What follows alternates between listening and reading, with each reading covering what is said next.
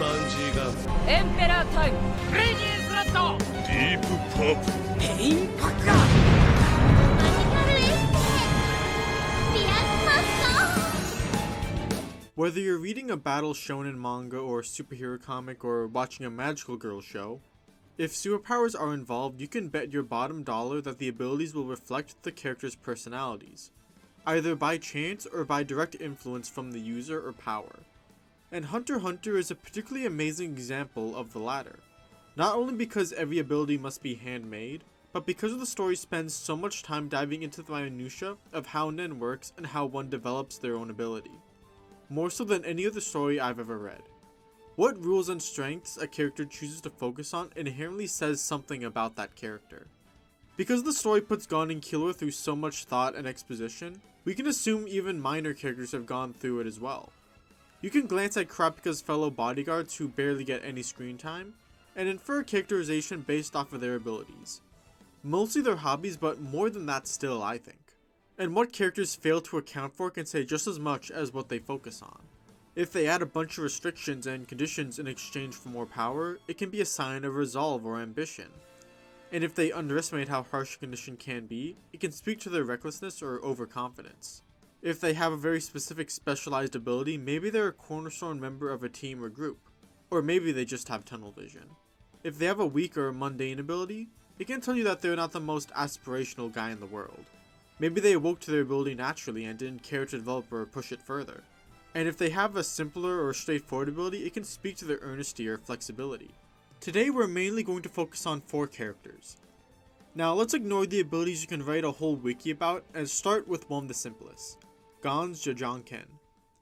Jajanken is a set of 3 attacks, a short-range punch, a mid-range slash, and a long-range projectile. It's as simple an ability Gon can make while taking advantage of the 3 categories he's best in. And that simplicity is what makes it effective. But in exchange for power, it comes with a long windup. A very glaring weakness, but it's a weakness Gon is ready to live with and work around. Jajanken, like Gon himself, is deceptively simple.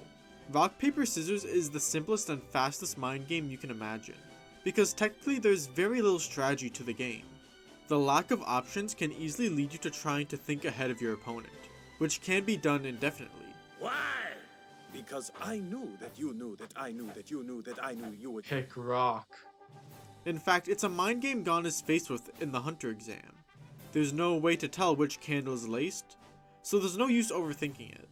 But Gon has a little cheat for rock, paper, scissors. He tells Killua that his secret to winning every time is to yell "Show me rock" to prime the opponent's hand into a fist, and then only chooses after he sees his opponent's hands change. He's a reactive player, so he uses that long windup to decide how best to counter his opponent, because he can decide last second after all. He even uses the windup as a fake out sometimes. The more the opponent overthinks the game, the better Gon can read them. Other abilities like Killua's Lightning, Hisoka's Bungee Gum, and Morel's Deep Purple are incredibly versatile, but lacking in raw power, meaning that their effectiveness is entirely dependent on the creativity and flexibility of the user. Morel's fights being a great example of using your big brain to defeat opponents, and Hisoka being as much a powerhouse as a lovable little trickster. Sure, Killua's Lightning might be an exception because he can sting hard, but he runs out of battery quickly. He's better off using it in creative ways like increasing his reaction or movement speed. These types of simple and versatile abilities best exemplify the core themes of Hunter x Hunter. That being no single goal is irreplaceable. A human life is a long time, and not only should you enjoy the journey, Say the line, Bart! but the side of the road might hold something more valuable than what you're looking for. And after you complete one hunt, you move on to the next. These are abilities that can aid in just about any scenario or adventure or hunt, and they slowly improve with experience and practice. However, there's as many ways to develop an ability as there are people, and some people take the opposite approach, creating harsh restrictions in return for extraordinary power. And none exemplify that as well as Kurapika. Kurapika was born with a gift that gives him the potential to create any ability he wants, and yet he limits most of that potential to capturing a mere 12 people on the planet. His chain jail can instantly defeat any member of the Phantom Troop, but only the Phantom Troop, and most of his other abilities are locked behind his Emperor time, which drains his life away. Hunter x Hunter is very good at consistently creating characters who are either looking for shortcuts to their goals, or are too obsessed with one goal or object, and then making them suffer for it. Genthu being my favorite example of the former, and Poof being my favorite of the latter. And Kurapika does both. His resolve gives him incredible power despite only recently learning Nen. But that's not much of a life at all, is it? Kurapika has tunnel vision, and if he does ever defeat the troop and gets everything he wanted, what's left? His change heal won't work on anyone else. Who knows how much of his lifespan will be gone by the time he's done. He's not thinking about the future because in his head he has no place to return to. He has no other interests or any other goals. Gon and Killua have abilities that can help them in any adventure or any hunt. But Kurapika has almost literally chained himself to one purpose in life. It's antithetical to so much of the positive messaging in Hunter x Hunter. And to top it off, his most recent ability is eerily similar to the Phantom Troop's leader. Sure, the dolphin was made in part so Kurapika could work well with others and stop being such a lone wolf, but the same is true for Chrollo, who sometimes borrows abilities from his comrades. The longer he's consumed by his mission, the more he resembles the object of his hatred. And speaking of Chrollo, he is an interesting villain because in a deeply personal magic system, his ability is to steal the abilities of others. And so understanding people is a priority of his conditions. Not only does he have to see the ability, but he also has to ask the user questions about it. And the better he can understand the users, the better he can use their abilities. His talk with Neon is the most straightforward example of this, as it's our first time seeing Chrollo steal an ability. But his fight with Hisoka goes into far more depth, as both the Sun and Moon and Order Snipe abilities have particular interpretations of the very definitions used in their conditions, that reflect the values of the past users.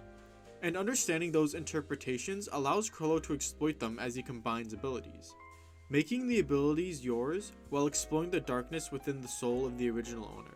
That's the true pleasure of a skill hunter. Chrollo bringing attention to these definitions made me think more about other abilities that use certain words or phrases. Hakuwari. We can imagine Knuckles sitting down and crafting his Hakuwari ability, not just because it lets him fight fist to fist like an enhancer despite not being one himself, but we can also imagine Knuckle deciding to use banking terms to frame and define his power. And this fits surprisingly well with his character. He's constantly giving Gon and Killua wholesome advice, and if they asked him how to handle money, he'd probably tell them to save, invest, and save. And while we're at it, it's also noteworthy that despite being a sea hunter, Knuckle didn't choose an ability that allows him to better hunt animals. Rather, it helps him defeat other Nen users in a non-lethal way, feeding into his gentle nature. But getting back to Chrollo. No matter how well Chrollo uses these abilities, they are not his own. Poetically, his bandit secret is deeply personal in how impersonal it is. He finds other people fascinating, yet he struggles to answer questions about himself. He forged his identity through other people, primarily the other spiders, as he views himself as a disposable part of a whole. Even his knack for acting feeds into this. He detaches himself and gets lost in a role so easily. He himself even admits to playing the role of a villain, even though he had far more fun as the hero. He admits that on some level, he's creating a persona to better fulfill his mission. Now that we've talked about some of the strongest characters in the setting, let's do the opposite, and talk about the characters that fail to take advantage of Nen and how it works. Every high-ranking Chimera Ant was born with extraordinary talent, and none squander it as much as Cheetu, because he has no patience. Even though he quickly comes to understand that speed isn't everything, he never properly thinks through his next step. Because he can't delay gratification, he has to get stronger now.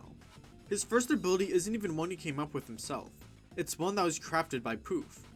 And Poof gave him the condition that if Cheetu ever lost his game of tag, he'd lose the ability forever. This made the ability stronger, but it leaves Cheetu no chance to learn from failure or experience.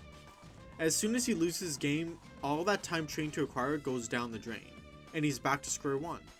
And all he can think to do is go back to Poof for more power. The one ability Cheetu made for himself was a last-ditch effort that falls flat on its face, because being an Aspal power-up meant Cheetu put no thought into it. By asking someone else to make his power for him, Cheetu outsources his personality and fails to find a good match. Instead of putting thought into his Nen or choosing a simple ability that can grow alongside him, Cheetu hops straight into an ability with crazy weird conditions that even he doesn't even fully understand. Cheetu has no investment in his long-term development, so why should Poof? It's even likely that Poof gave Chitu such a power so that in the case that he would lose, which was very likely, he would at least distract the enemy for a few hours. And even if Poof had Chitu's best interests in mind, then that means he clearly didn't know Chitu has the attention span of a goldfish. Chitu likes to run, but he's not the type to stay focused and stuffed in a small room for 5 hours. The power was only a good match on the surface level. That's a lot to read into such a minor character just based off their ability, but that's the benefit of all this detailed text dedicated to Nen. It can be boring to sit through, but it can pay off in the long term. The story gave us readers the tools to infer context with the overwhelming majority of the cast. And that's what I find most praiseworthy about Nen. Not because it requires a high IQ to understand the complex strategies, but because it takes few extra steps to give its characters a little something more. Thank you for watching. I would love to make more Hunter x Hunter videos. Unfortunately for me though, a ton of other cool people already got to a lot of the topics I want to touch. In fact, I made a small playlist of them that you can find down in the description. Now that I'm caught up with the manga, I'll be able to pounce on the latest arc once it's done. But until then, thanks again for watching, like and sub if you want to see more, and adios.